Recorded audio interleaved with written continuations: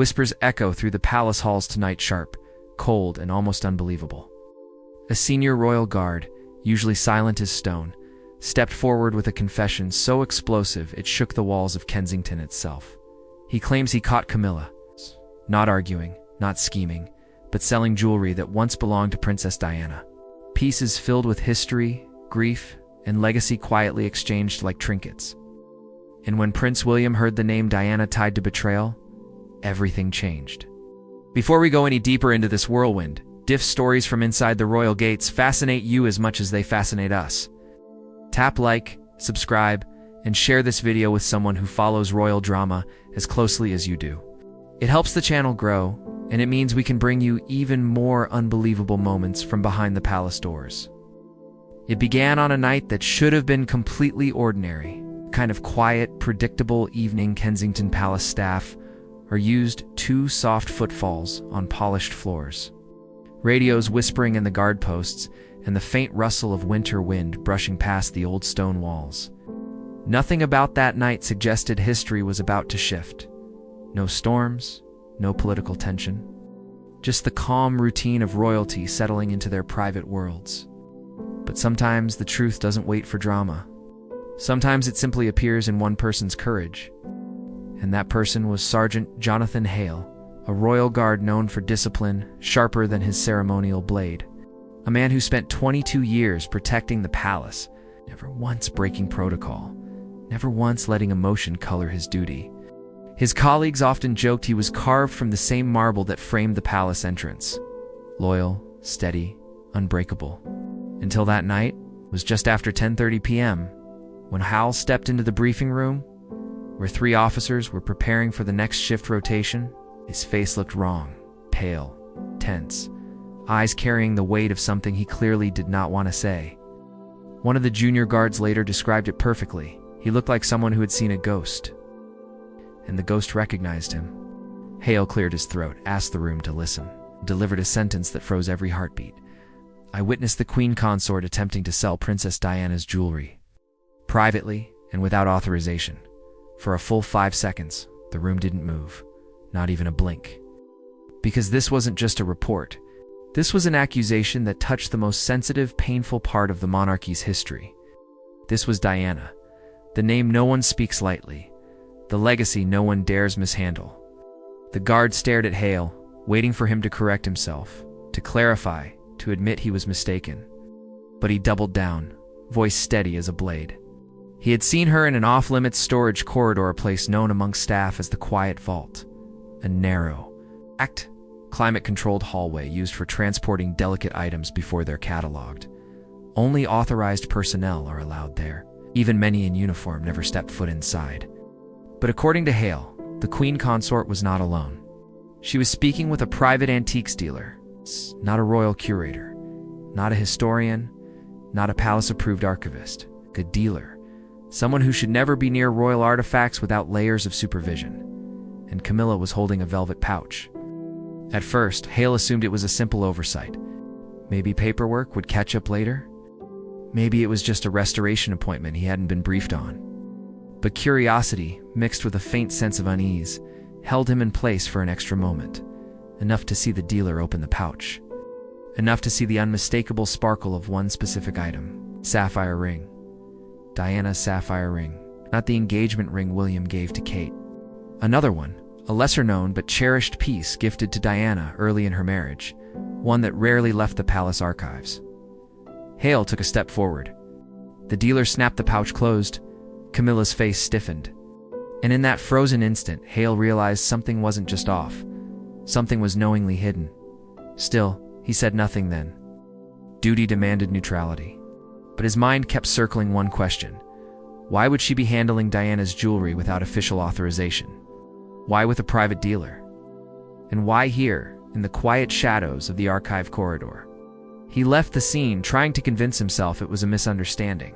But then barely 2 hours later, he overheard the same dealeress voice through a half-open door, bragging softly on the phone about an off-the-record evaluation. And the kind of royal asset people would pay fortunes to keep quiet. For a man who had stood through crowds screaming during protests, through late-night emergencies, Through threats and crises and security alerts, nothing had ever felt as heavy as this. Because in his mind, this wasn't about jewels. It was about Diana. And every guard who had served long enough knew what that name meant to William. Hale walked straight to the senior duty officer and reported everything in a concise, emotionless tone. He didn't embellish. He didn't accuse beyond what he witnessed. He simply stated the facts and submitted his statement. But the effect was immediate. A chain reaction inside the palace. Within minutes, 2 more officers were summoned. Hale was escorted upstairs for formal questioning. A senior internal investigator arrived before midnight.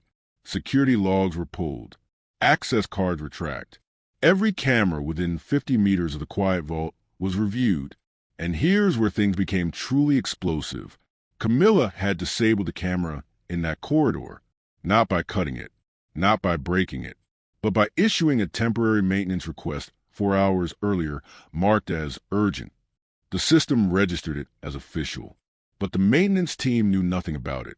One of the highest-ranking guards in the palace later admitted that when he saw the maintenance request alongside Hale's statement, the room went cold. If both were true, then this was an accident. This was an innocent moment taken out of context. It looked deliberate. Meanwhile, rumors began swirling through the palace staff corridors. They always do. You can't spark a crisis in a building full of people trained to notice detail and expect silence. Someone whispered that the dealer had already been escorted off the grounds. Someone else claimed Camilla had demanded to speak privately with Charles. Another insisted senior guards were preparing a confidential briefing for William. And if there is one member of the royal family you never want involved in anything tied to Diana, it's him. As the clock crept past midnight, the palace atmosphere shifted from shock to something heavier. Palaces are old, but they have a pulse. And that night, it felt like the whole building was holding its breath. Inside his residence, William was reportedly awake, lights still on long after the children were asleep. He had been informed that a guard had come forward with allegations, not details, not yet, but enough to make him request a full report immediately. And when a senior guard handed him the folder containing Hale's testimony, the maintenance logs, and the dealer's identification, he read every word. Slowly, silently. One witness later said he saw William close the folder, rest both hands on it, and whisper something under his breath that sounded like, "Not her, not again." Because here's the truth most people forget. William doesn't just carry Diana's memory. He carries the trauma of losing her, the public spectacle of her suffering, and the lifelong responsibility of protecting her legacy. So that night, when he learned someone inside his own family might have crossed that line, the restraint that defines him wavered. The palace was no longer quiet. It was bracing for mourning, for confrontation, for consequences no one had imagined when the sun rose that day. And all because one guard, silent for over 2 decades, finally decided to speak. Because loyalty, real loyalty, doesn't mean protecting wrongdoing. It means protecting the truth. And tonight, that truth was about to crack the palace walls. William didn't sleep the rest of that night, not even for a minute. He sat alone in the quiet of his private study, a dim lamp glowing over the folder containing Hale's statement. To an outsider, it was just paper, ink, timestamps, official notes. But to William, it felt like a wound being reopened, a wound that had never fully healed since the night he lost his mother. Sometimes silence is louder than shouting, and in the palace, silence can feel like suffocation. The folder lay open on the desk, pages spread out like an autopsy of trust, the name Diana appearing again and again in sterile handwriting. William stared at the familiar loops of the letters, the initials, the catalog numbers, each reminding him of the woman who shaped his heart long before the world demanded he grow up. And then his eyes kept drifting back to the one detail that hit hardest. The queen consort was seen handling the sapphire ring privately. Privately, without clearance, without protocol. The same ring kept in the archives as one of Diana's most intimate pieces. A gift from Charles, not long after their marriage, meant to symbolize the beginning of something hopeful. Hope that later shattered into loneliness, betrayal, and loss. To William, That ring wasn't an object. It was a chapter of his mother's life, a moment of innocence before the storm. And someone in his own family had tried to sell it? The thought burned in his chest. Normally, William was known for calm, for diplomacy, for measured leadership that mirrors the king he is expected to become. But every person has a breaking point, and touching Diana's legacy without permission, that was his. At 5:42 a.m., long before the first staff began their shift, William requested a full security briefing. Not a summary, not a verbal recap. He wanted every piece, statements, video logs, access card reports, even the maintenance request Camilla had filed. The guards gathered quickly. You don't keep the heir waiting, not at a time like this. The senior officer placed a tablet on the desk and walked him through the timeline minute by minute. William didn't interrupt once. His jaw stayed clenched the entire time. His fingers curled beneath the desk as he listened. At one point, the officer hesitated. Your Royal Highness, the request to disable the camera was submitted under the Queen Consort's authority. William's expression didn't change, but something subtle shifted in the air. The room felt colder. The guard continued carefully. We've also confirmed the antiques dealer she met has a history of discreet purchases. High-value items. No public records. Most transactions done in cash. The officer paused, waiting, hoping for William to respond. But William only spoke after a long, heavy silence. Where is he now? Escorted off the grounds, sir. He was questioned. He denies wrongdoing, but his statements conflict with the logs. We flagged him for further investigation. Good, William murmured. Very good. The tone wasn't angry. It was worse, controlled, deliberate, determined. The kind of tone he uses when he's preparing to protect the monarchy from something dangerous. Then he asked the question everyone feared. Does my father know? The officer hesitated. We informed His Majesty that there was an incident involving the Queen Consort. Details have not yet been disclosed pending your guidance. William exhaled slowly, rubbing his temples. If Charles heard the truth abruptly, without context, the palace would explode from the inside. This wasn't just personal. It was political. It touched reputation, trust, legacy. And most importantly, it touched Diana. The ghost of her memory still lingered in every room she once walked through, in every smile William forced an event, in every flash of the cameras that reminded him of the night he lost her. When people talk about monarchies, they forget something important. Power doesn't make grief smaller. It makes it heavier. And William had carried that weight for decades. So hearing that Camilla, a woman his mother once described as the third person in the marriage, had mishandled Diana's belongings, this wasn't drama. It was betrayal. Around 6:30 a.m., William finally stood. Guards exchanged nervous glances. When he moved, he did so with a purpose that made them straighten instinctively.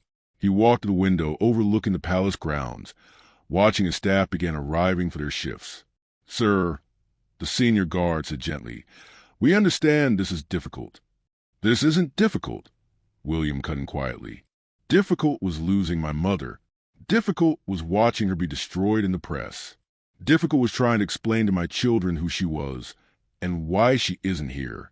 He turned around, eyes sharp. What's happening now is unacceptable. The guard lowered his head. What would you like us to do? William's voice steadied, shaped by decades of training. I want all of Diana's archive jewelry sealed immediately. New access protocols. No one enters those rooms without my authorization. No one, not even the Queen Consort. The guards moved as one, acknowledging the order. But William wasn't finished, and I want Camilla located. I will speak to her myself. The room froze. That one sentence carried the weight of 1,000 unsaid emotions. William wasn't a man who sought confrontation, but this wasn't politics. This wasn't image management. This was his mother, his memory, his line in the sand. From the hallway, Kate appeared, calm, poised, the steady anchor in his chaotic world. She could read his face before he said a word. Is it true? She asked softly. He nodded, not dramatically, not with anger, just a quiet confirmation that made her jaw tighten. Kate walked forward. placing a hand over his. "You don't face this alone." William closed his eyes briefly, grounding himself in her presence. Then he whispered, "I won't let anyone rewrite who my mother was. Not again." Kate nodded. "Then do what you must." And with that, the decision was made. William would confront Camilla, not as a prince, not as an heir, but as Diana's son. By 7 a.m., the palace was shifting, guards moving with urgency, senior advisors whispering, staff sensing the tension without knowing why. And in the center of it all, William walked with a purpose no one dared interrupt. He wasn't heading toward conflict. He was heading toward justice, something he felt had been denied too many times already. The confrontation was coming, and the palace walls felt it. The sun had barely risen when the palace shifted from quiet tension to full alert. Staff sensed it instantly, an unusual stillness in the air, the kind that creeps through historic walls and whispers of something monumental unfolding. Guards moved with subtle urgency, their radios buzzing with short, clipped messages. Advisors hovered in corridors, unsure whether to step in or step back. But at the center of the storm, one figure moved with unwavering purpose: Prince William. He wasn't rushing. He wasn't storming. Every step he took was steady, controlled, and unnervingly calm. The kind of calm that comes after a decision has already been made. A calm that precedes impact. He made his way toward the East Wing, where Camilla had been staying overnight following a private meeting earlier in the week. No entourage, no advisors, no photographers. Just William, Diana's son, walking straight toward the woman now accused of betraying that legacy. Only one person followed him, a few paces back: Kate. Not intervening, not advising, just present. A quiet pillar, a steady anchor. Her eyes held an understanding that didn't need words. When William reached the door to Camilla's private drawing room, two guards straightened immediately. They exchanged a quick glance, unsure whether they should announce him or simply step aside. He answered their hesitation with a single sentence: "I'll speak to her now." The guards opened the door. Inside, Camilla sat at a small round table, a cup of tea untouched before her. She looked as though she hadn't slept either, though for very different reasons. Her advisors had clearly given her some version of the news, enough for anxiety to settle into her posture, enough for her to recognize the gravity of what was coming. When William entered, she stood, slowly. "William," she began, her voice calm but fragile. "You look troubled. Is something wrong?" He didn't answer right away. He studied her, her expression, her tone, her composure. Was it genuine concern or fear? He couldn't tell, and in that moment, he didn't care. Finally, he spoke. "You were seen last night with an antiques dealer, near the quiet vault, handling Diana's jewelry." Camilla's breath caught, just barely, but enough for William, trained in reading subtlety his entire life, to notice. She forced a soft, almost dismissive laugh. "Goodness, is that what this is about?" "William, darling, there's been a misunderstanding. I was having pieces evaluated for restoration. There was nothing improper." William's voice remained calm. "Then why did you disable the camera?" That question landed like a stone dropped in still water. Camilla blinked. Once, twice. Her hands tightened on the back of the chair she'd risen from. "I didn't disable anything," she replied quickly. "There must be an error." William stepped closer, not aggressively, but with a quiet firmness that made the room feel smaller. "The request came through under your authority. Maintenance confirmed they never received it. The dealer you met has a history of unregistered acquisitions." Camilla swallowed. "This is ridiculous. I don't handle maintenance requests. Someone must have used my credentials." But even as she said it, something in her tone cracked. Just a hairline fracture, but enough to reveal unease beneath the surface.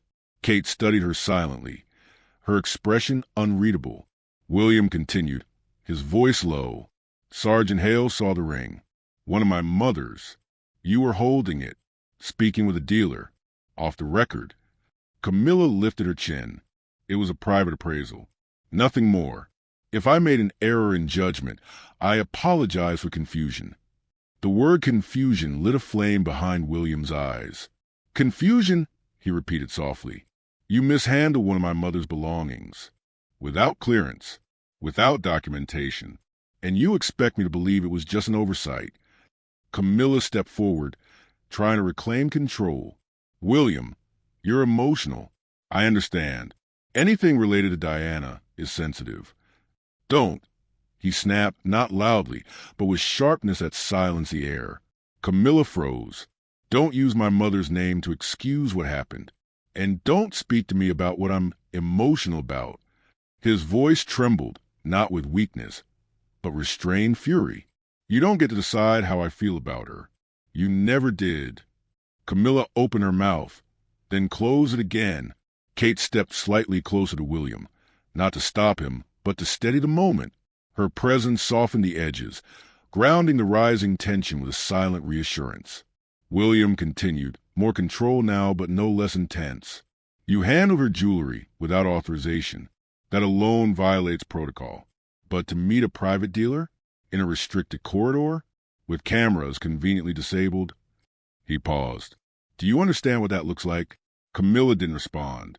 She simply exhaled long and shaky. Her defenses had begun to crumble. Not because she was caught, but because she realized who she was talking to. Not the heir, not the dutiful son, but Diana's firstborn. And William's next words drove that reality home. For years, he said quietly, I've tried to respect the structure of this family, to honor the roles we were given, to choose peace over conflict. My mother didn't get peace. She didn't get protection. And I refuse to let her memory be handled with anything less than absolute respect. Camilla's voice trembled. William, I wasn't trying to. You were, he cut in, whether you say it out loud or not. And you've put the crown at risk. You've put my father in a position he doesn't deserve. And you've stepped across a line I told myself no one in this family would ever cross again. Camilla's shoulders sank, not in surrender, but in realization. She understood then what this confrontation meant. This wasn't just an argument.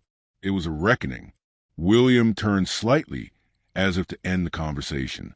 But he paused at the doorway and looked back, eyes steel. Effective immediately, you are not to access the archives. You are not to handle any of Diana's possessions. You will cooperate fully with the internal review.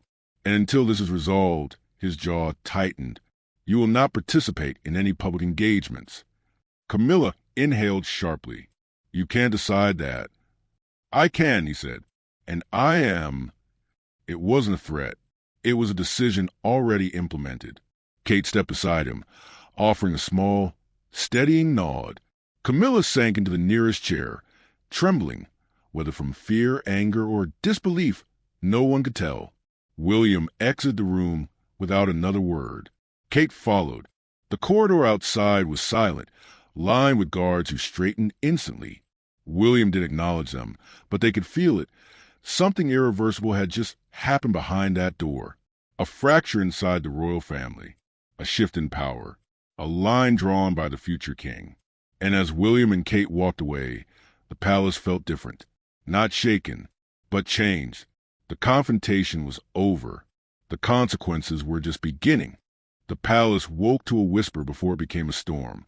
At first, only a handful of senior staff knew what had happened between William and Camilla in that quiet drawing room.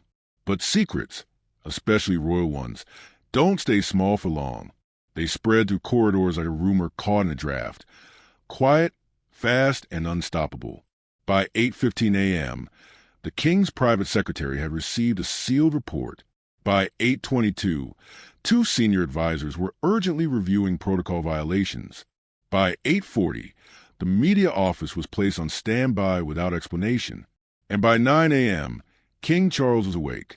His assistant entered his room, pale and tense, carrying the slim folder that held Hale's statement, the maintenance log, the dealer's record, and William's final report of the confrontation. Charles listened in silence, sheets of paper trembling slightly in his hands. For a man who rarely showed emotion beyond measured dignity, something in him cracked as he read. When he reached the words, unauthorized handling of Diana's jewelry, he closed his eyes. There was history in that sentence. Complicated history. Painful history. History that stretched back decades, through affairs whispered behind closed doors, through a marriage that slowly collapsed, through a tragedy that still followed him like a shadow. Charles set the folder down. "Where is she?" he asked, voice barely above a whisper. "In her rooms, Your Majesty. She has been instructed to remain there." The king nodded once, and for the first time in years, he asked for a moment alone. Meanwhile, across the palace, William and Kate sat with senior staff in the blue drawing room, the same room used for major briefings, crises, and decisions that can't afford hesitation. A dozen advisors stood around the table, each carrying new documents, updates, or questions. But William didn't look overwhelmed. He looked resolute, the way leaders look when they know there's no turning back. "Public engagements?" An advisor asked cautiously. "Canceled," William replied. Statement: "Not yet. The Crown speaks last." "What about internal action?" William exhaled slowly. "Security review continues. All access revoked. She remains in her rooms until Father decides how to proceed." No one questioned it. Kate watched him with quiet focus. She had seen William hold himself together through grief, pressure, and the relentless scrutiny of the world. But this moment was different. This wasn't duty. This was personal. At nearly 10 a.m., Charles finally called for William. Father and son rarely had conversations without advisors present. But today, Charles dismissed everyone, even his closest confidants. Only Kate remained nearby, just outside the door. Inside, William stood firm. Charles paced slowly, the report in his hands. "Is this all accurate?" Charles asked, voice soft, almost fragile. "Yes," William answered. "Every detail has been verified." "And you confronted her?" "I did." "How did she respond?" William's jaw tightened. "She denied wrongdoing." "But the evidence," he shook his head, "it speaks for itself." For a long moment, the king said nothing. Then he sat down, shoulders heavy, eyes distant. A man weighing the crown against the chaos unfolding inside his own home. Finally, "Your mother's things," Charles murmured, "should never have been touched without your approval." William didn't answer. He didn't need to. The silence between them wasn't cold. It was full of the unspoken, years of shared regret, guilt, and wounds that never healed.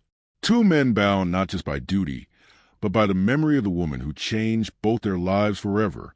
Charles inhaled deeply. "Very well," he said. "I will speak to her."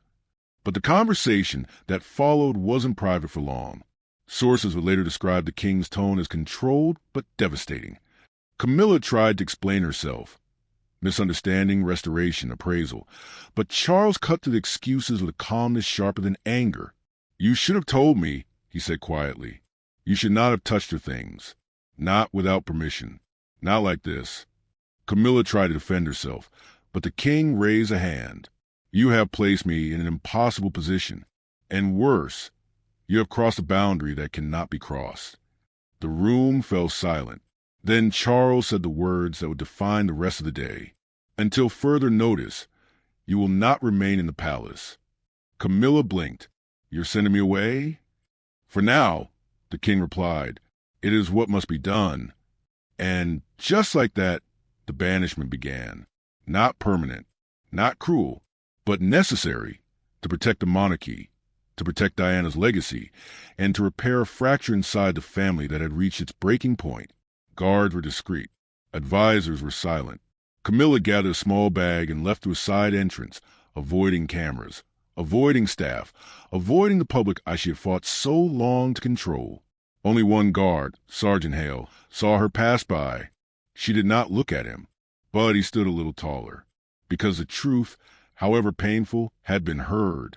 Outside the palace walls, the storm was already building. By noon, whispers reached journalists. By 1 p.m., speculation flooded social media. By 3 p.m., helicopters circled Kensington and Buckingham. Commentators dissected every possible angle. A family dispute, a scandal, a private matter suddenly thrust into public imagination. But the palace remained silent. It wasn't until early evening that a statement finally emerged, brief, cautious, controlled. "A private matter within the royal household is being addressed internally." The King and the Prince of Wales are united in ensuring the preservation of the late Diana, Princess of Wales' legacy and the integrity of the royal collection. It didn't mention Camilla. It didn't mention banishment. It didn't mention the ring. But the message was clear, and Britain felt the tremor. Inside the palace, William stood with Kate by the window as the sun set over the gardens. He wasn't triumphant. He wasn't angry anymore. He looked relieved, quietly relieved that his mother's memory had been protected, that justice, or something close to it, had finally touched the one part of Diana's story so often overshadowed. Kate touched his hand gently. "You did what you would have hoped," she whispered. William didn't speak, but his eyes softened, and somewhere in the halls of the palace, it felt, just for a moment, like Diana's presence lingered again, not as grief, but as strength. The storm outside would rage for days, maybe weeks, but inside the palace, a new line had been drawn, a new balance restored, a message made clear.